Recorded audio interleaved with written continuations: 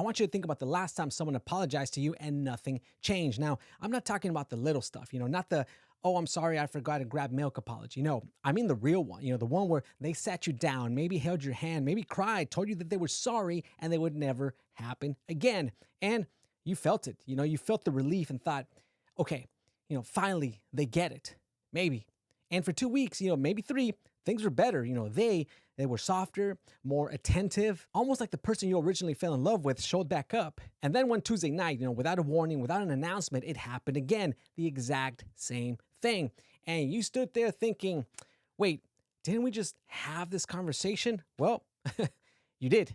You absolutely did. And with all due respect, you fell for their bullshit. But today, I'm going to teach you the difference between an apology that heals and an apology that's just a receipt for permission to hurt you again. Now, before we get into this, I want to be very clear about something.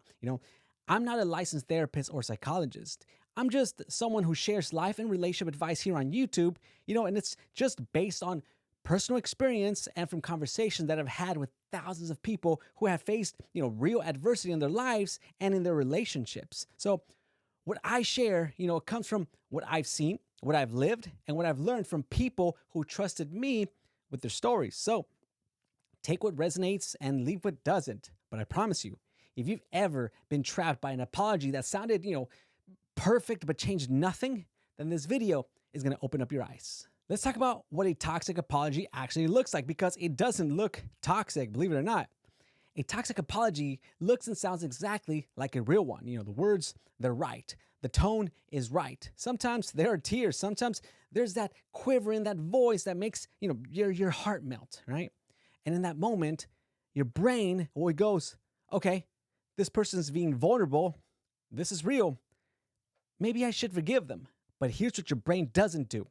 Your brain, it doesn't pull up the spreadsheet. Your brain doesn't say, hey, this is the 4th time that we've heard this exact speech. Your brain, it doesn't cross-reference the last apology with the behavior that followed it. Your brain just hears the words, feels the relief, and signs, the stupid deal. And that is exactly what the toxic person is counting on. They're not apologizing to change, they're apologizing to reset.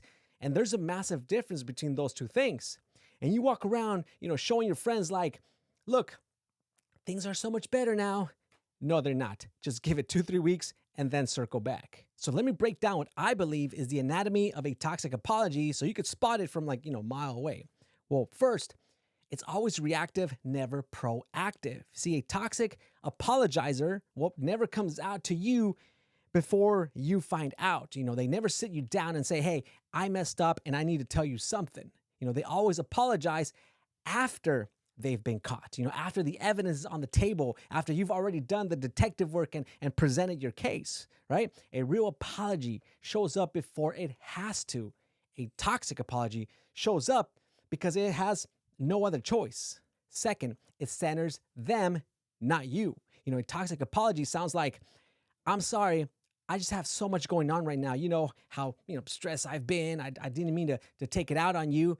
This is so hard on me. Count the number of times that they said I, me, and my in that apology. Now count how many times they acknowledged what you felt. Exactly, right? The whole apology was a monologue about their struggle. Your pain was the opening act and their feeling were the headliners, because a real apology says something like, I understand that what I did made you feel this specific way, and that matters to me more than explaining why I did it. You see, if the apology doesn't name your pain specifically, then the apology is not for you. It's for them. Third, and this one's a big one, it comes with a timeline, but no plan. They say, I'm going to change. I'm going to be better.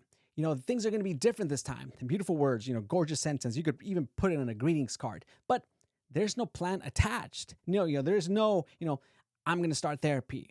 No, I'm going to stop, going to those places with those friends. Just a bunch of promises floating in the air with nothing holding them up.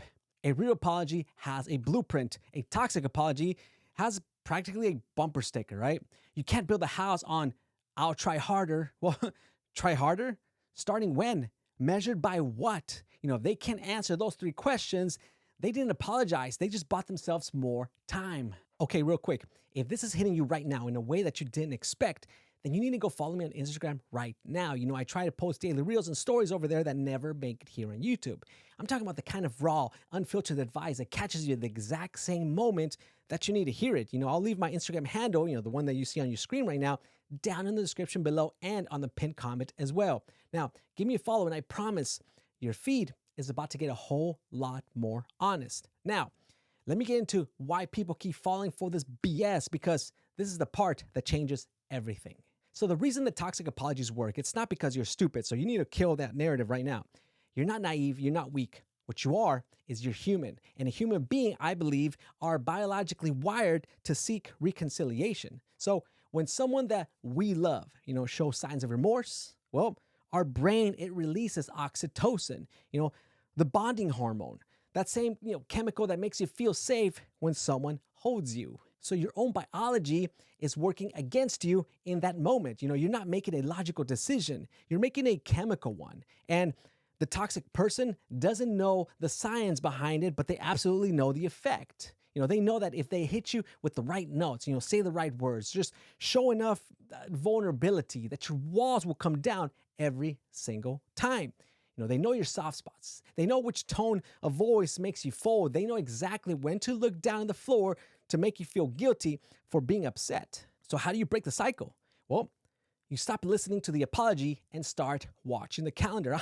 I'm dead serious. The next time that someone apologizes to you, say, "Thank you, I hear you." And then you set a mental timer, 30 days, right? You don't argue about it. You don't bring it up again. You just watch, because a real apology, it doesn't need a reminder. A real apology shows up in changed behavior consistently over time without you having to ask for it, right? So if 30 days go by and the behavior is actually different, that apology was probably real, right? Forgive and rebuild freely. But if 30 days go by and you're seeing the same patterns, the same excuses, the same cycle, dressed up in a new outfit, then what you received was not an apology. It was like a subscription renewal. And this time, it's time for you to cancel. Proverbs 26:11 says, "As a dog returns to its vomit, so fools repeat their folly." And I know that sounds pretty intense, but that is the biblical way of saying if someone keeps going back to the same bullshit behavior after apologizing for it, then, the apology was never real. So let me leave you with this. You teach people how they treat you by what you're willing to accept after they hurt you.